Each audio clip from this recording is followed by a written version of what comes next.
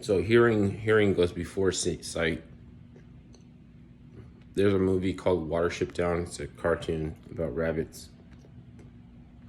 Todd Lewis said that it has influence by, or it is an example of eucatastrophe.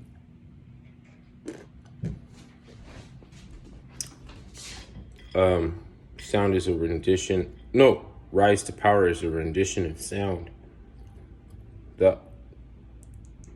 You have the 36 chambers of the inner ear.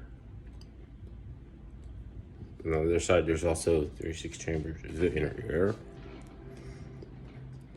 So, thank heaven it's 7-Eleven. And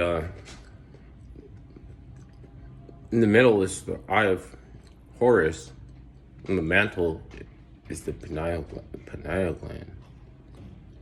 And it's all about alignment. And it's hard to believe that all the stars and constellations are brain cells, because there's a limited amount of brain cells, but it doesn't seem to be a limited amount of stars.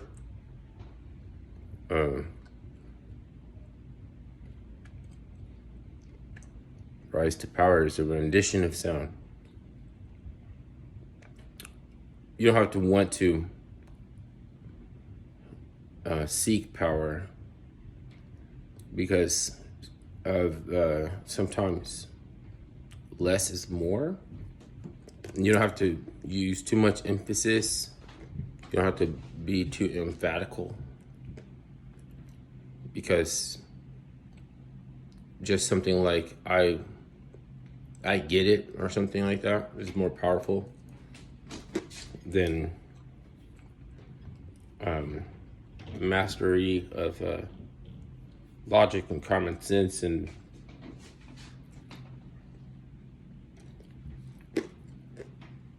for a little while, we're being mocked because we didn't know the definition in a title or something.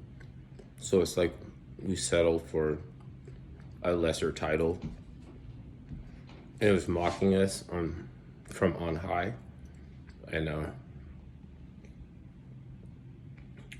so we cause a lot of noise and ruckus. It's a noisy bunch that gets ejected from paradise, heaven, paradise.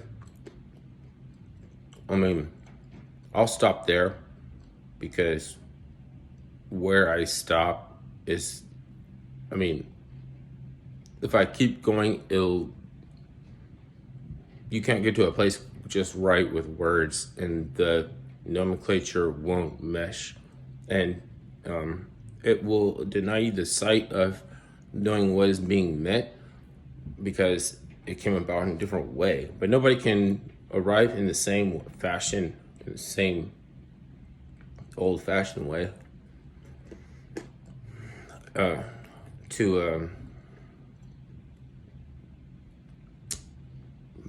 get to the timeless meaning and to the perspective. You might arrive through different nomenclature, like vernacular, lexicon, it's like a secret language, because if you go a little bit past your interest, presenting in something that you like to do, it becomes work. Some chores are prescribed by fools that want to cudgel. They don't have any consistent ethos to be a staple for society, so they try to cudgel, and you want to access through systems of belief that you might identify with.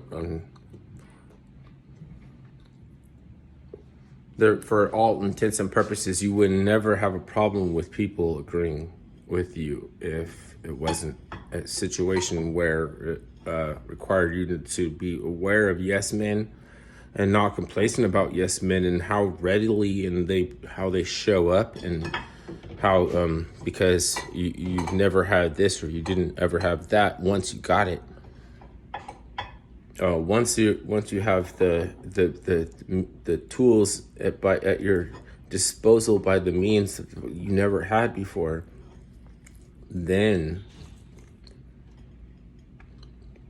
they'll be like,